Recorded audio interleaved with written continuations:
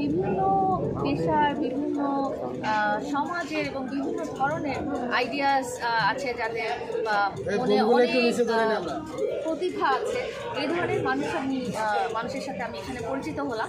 আমার নিজের জীবনের জন্য অনেক কিছু আমি শিখতে পারলাম আসলে। তাদের কাছে কীভাবে ইন্সপায়ার্ড হওয়া যায়, তাদের কাছ থেকে কীভাবে উৎসাহিত হওয়া যায় সেটাই দেখলাম। আপনি সামাজিক যোগাযোগ সবসময় আসলে সেখানে কি বার্তা দেন?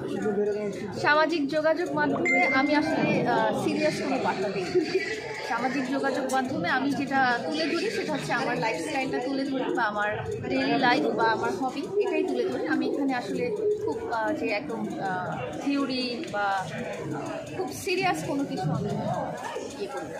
5 তারিখের পর একটা পরিবর্তন এসেছে বাংলাদেশে, সেই পরিবর্তনের পর এখন মানে কি আমি আসলে রাজনৈতিক ব্যাপারে আমার জ্ঞান খুব কম, এটা নিয়ে আমি তেমন কিছু বলতে আমি পারবো না।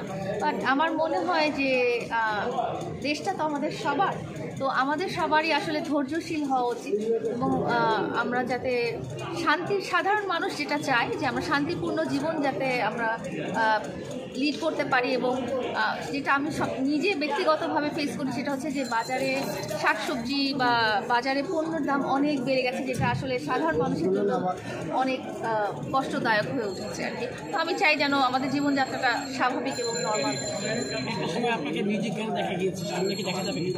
আমি এখনো জানি না আসলে মিউজিক গানে দেখা যাবে কি না, যদি দেখা যায় তাহলে তো দেখতেই পারবে। আমরা হঠাৎ লায়লার মধ্যে একটা পরিবর্তন দেখতে পাচ্ছি, এই পরিবর্তনটা কেন? পরিবর্তনটা কেমন দেখতে পাচ্ছেন সেটা আগে আমাকে বলেন। আগে আমরা দুজন দেখতাম, এখন একজন দেখতে পাচ্ছেন, কারণ জীবনে চলার পথে একজন নাই হয়ে গেছে, সেই জন্য আমি একজন দেখতে পাচ্ছেন আর কি। নাই হয়ে যাওয়ার কারণ তো যিনি নাই হয়ে গেছেন উনি বলতে পারবেন, আমি আছি তো আমি বলতে পারবো যে আমি কেন আছি। হতে পারে, এটা আসলে কি বলবো, আর যার যার ব্যাপার, হতেও পারে। আমার প্রশ্নটা শুনে আপনার চোখে পানি চলে আসছে, একটা আক্ষেপ দেখা যাচ্ছে, একটু বিস্তারিত বলবেন। আসলে যখন মানুষ বলে যে প্রতারণা ব্যাপারটা, হ্যাঁ, প্রতারণা বা ছলনা এই ব্যাপারটাই কিন্তু আসলে দুঃখদায়ক।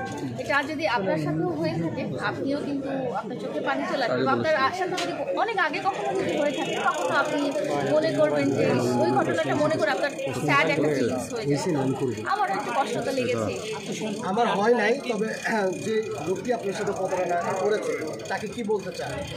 তাকে বলতে চাই যে আসলে প্রতারণা করে কেউ সুখী হতে পারে না। মানুষের সাথে বেইমানি করে, মানুষের খারাপ করে আসলে কেউ কখনো সুখী হতে পারে না।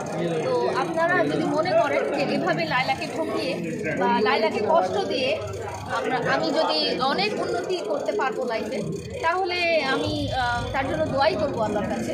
কারণ আমি জানি যে একজন বেইমান মানুষ, একজন প্রতারক মানুষ বা এই ধরনের মানসিকতার মানুষ কখনো জীবনে সুখী হতে পারে না।